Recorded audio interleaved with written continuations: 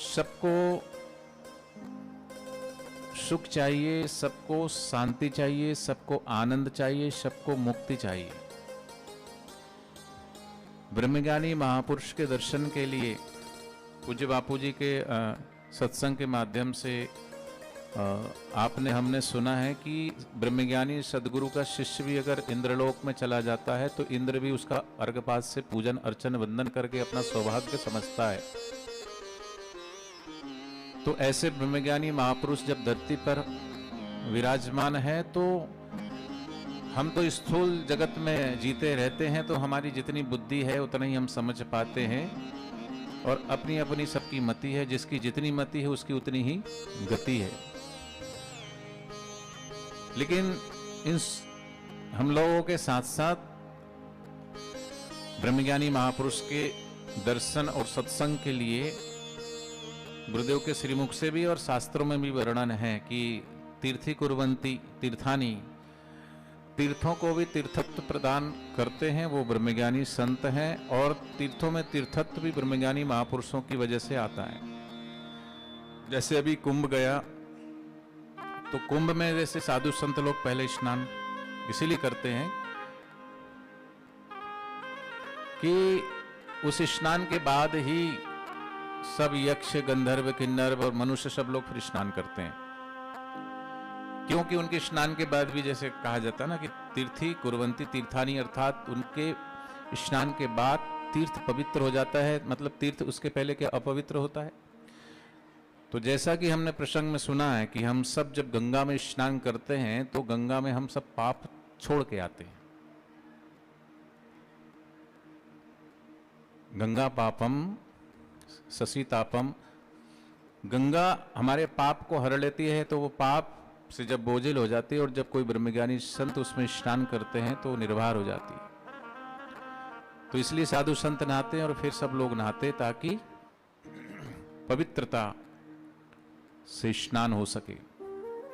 तो ऐसे सूक्ष्म जगत के भी यक्ष गंधर्व देव किन्नर सब लोग भी आते हैं, और हम तो स्थूल जगत में रहते तो हम उन्हीं को देख पाते, बाकी कुछ सूक्ष्म जगत के भी लोग वहां बैठे रहते हैं।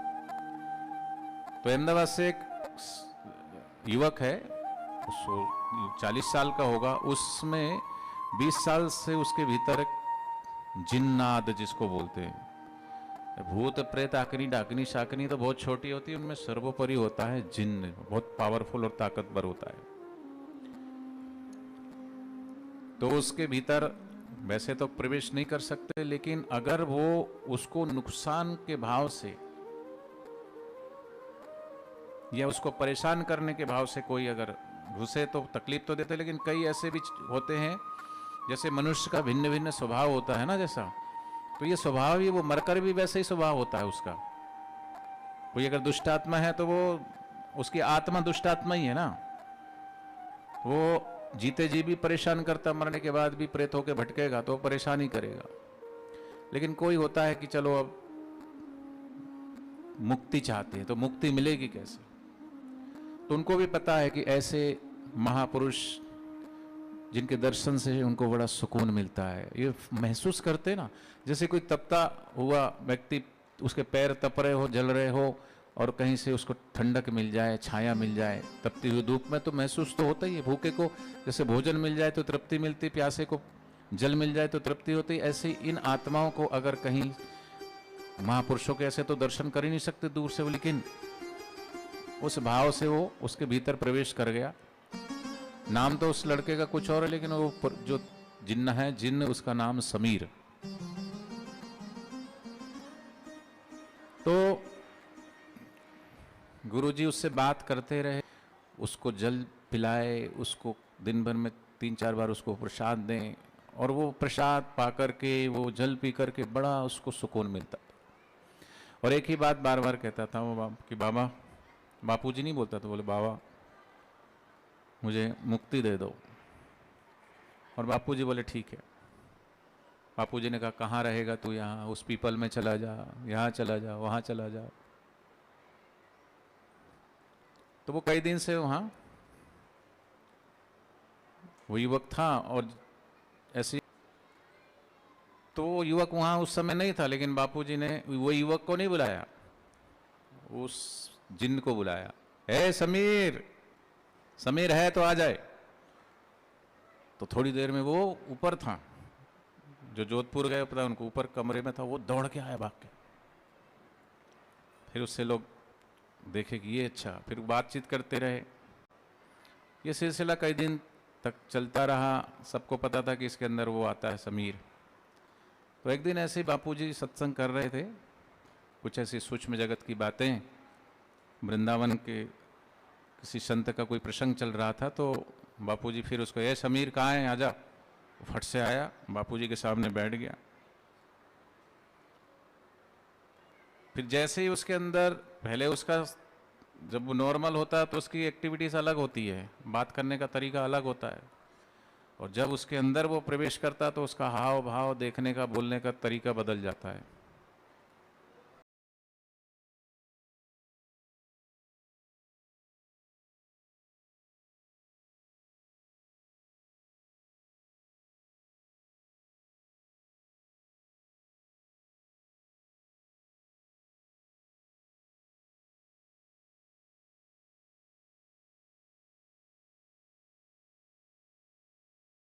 तो मैं बता रहा हूं, ये किसी ने सुना हो तो हाथ ऊंचा करो। कोई ये थे वहां पे? हाँ, 2-3 लोग साक्षी हैं। तो बापूजी बोले अच्छा भाई लेके आओ उसको भी। तो वो आके बैठ गई माता जी, किसी के अंदर था कोई, वो बैठे नहीं। फिर तीसरा और वो चिल्लाया, वो भी चिल्लाया, एक और, मैं इसको नहीं छोड़ूंगा। उसको भी बोले इसको भी ले आओ। और वहां भूतों की जमात बैठ गई।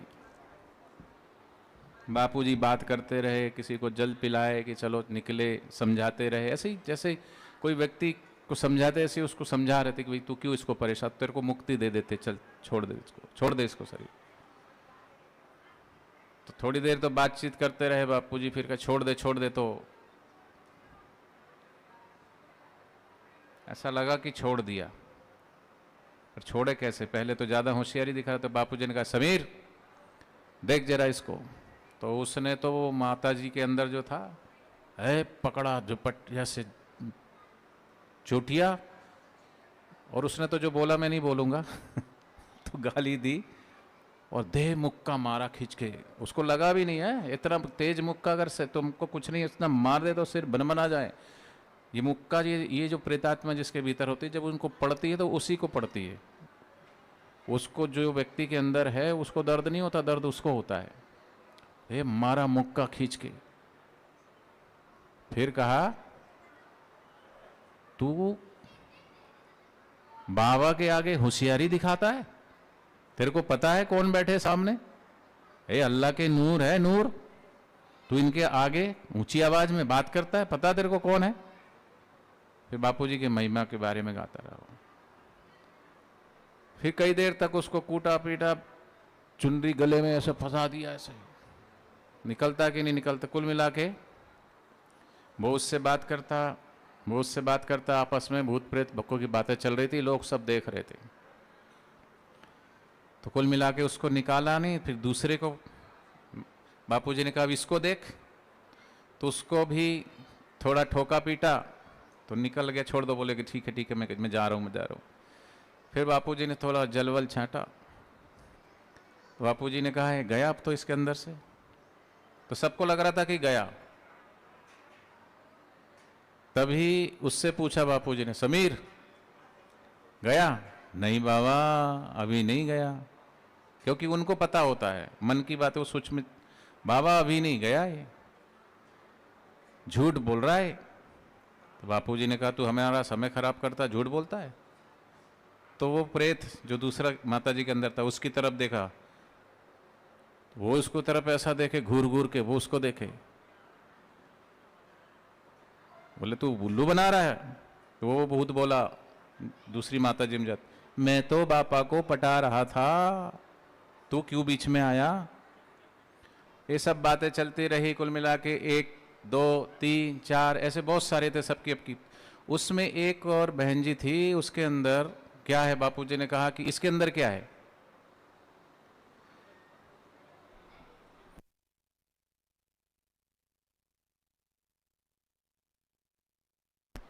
बोले बाबा इसके अंदर तो इसकी कुल देवी है और साथ में एक, क्योंकि वो भी चिल्ला रहा था मैं चैतन्य हूं, मैं चैतन्य नहीं बोला, चेतन हूं, चैतन्य तो अलग होता, मैं चेतन हूं।